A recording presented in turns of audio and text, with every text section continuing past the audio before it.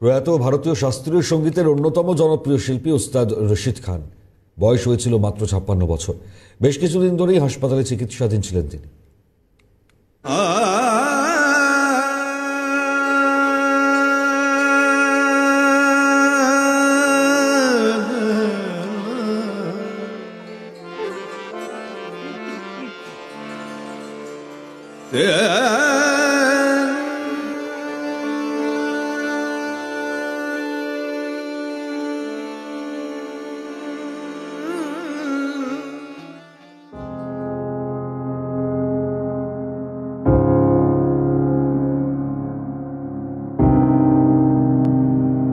প্রয়াত ভারতীয় শাস্ত্রীয় সঙ্গীতের অন্যতম জনপ্রিয় শিল্পী ওস্তাদ রশিদ খান। মৃত্যুকালে বয়স হয়েছিল মাত্র 56 বছর। বেশ কিছুদিন ধরে হাসপাতালে চিকিৎসাধীন ছিলেন তিনি। গত কয়েক বছর ধরে ক্যান্সারে ভুগছিলেন সঙ্গীত শিল্পী। চিকিৎসায় সাড়াও দিচ্ছিলেন। এর মধ্যে সম্প্রতি তার মস্তিষ্কে রক্তক্ষরণ হয়। সেখান থেকেই অবস্থার অবনতি শুরু। শিল্পীকে দক্ষিণ কলকাতার একটি হাসপাতালে ভর্তি করানো হয়েছিল। সেখানেই মঙ্গলবার বিকেল 3:45 প্রয়াত হন তিনি। রেখে গেলেন স্ত্রী, 2 কন্যা এবং 1 পুত্রকে। 1968 সালের 1 জুলাই উত্তরপ্রদেশের বদায়ুঁতে জন্ম রশিদের।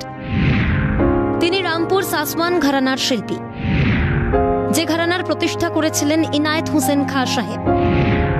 রশিদ তালিম নিয়েছেন এই ঘরানারই আরেক দিকপাল ওস্তাদ নিসার হুসেন খাঁ সাহেবের কাছ থেকে, যিনি ছিলেন রশিদের দাদু।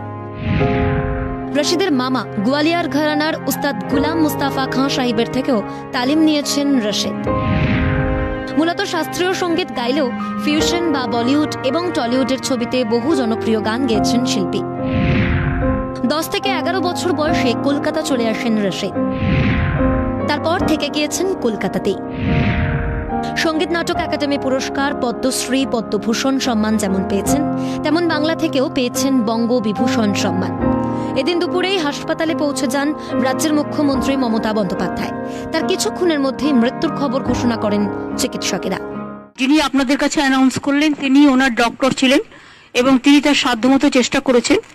আমার সাথে রশিদ আমার ভাইয়ের মতো। রশিদ আলী খানের স্ত্রী, মেয়ে এবং ছেলে এবং মেয়েরা আছে। আমরা সবাই মিলে এই শোকাহত এই খবরটা, আমি তো জাস্ট গঙ্গাসাগরে ছিলাম, গঙ্গাসাগর থেকে জয়নগরে গিয়ে আমার কানে কানে কিছুটা খবর আসছিল। তারপর আমি নবান্নতে ফিরে আসার পরেই আমার কাছে খবর আসে এরকম কিছুটা হতে চলেছে। সেজন্য আমি চলে আসি সঙ্গে সঙ্গে খবর নেওয়ার জন্য। তখনও আমার কাছে শেষ ইনফরমেশনটা ছিল না। এখানে এসে ডাক্তারদের সাথে কথা বলে আমি জানতে পারি, ওর পরিবারের সাথে কথা বলে, যে তারা তাদের সাধ্যমতো চেষ্টা করেছে, সাধ্যমতো চিকিৎসা দিয়ে, কিন্তু ultimately it's a great loss.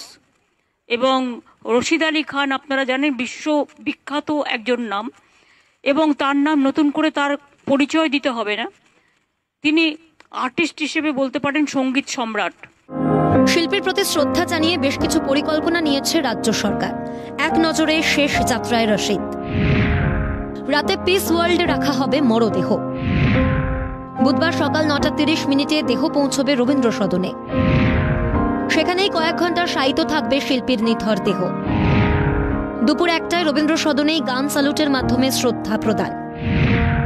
তারপর শিল্পীর দেহ বাড়ি হয়ে টালিগঞ্জ কবরস্থানের উদ্দেশ্যে রওনা দেবে। ক্যালকাটা নিউজ।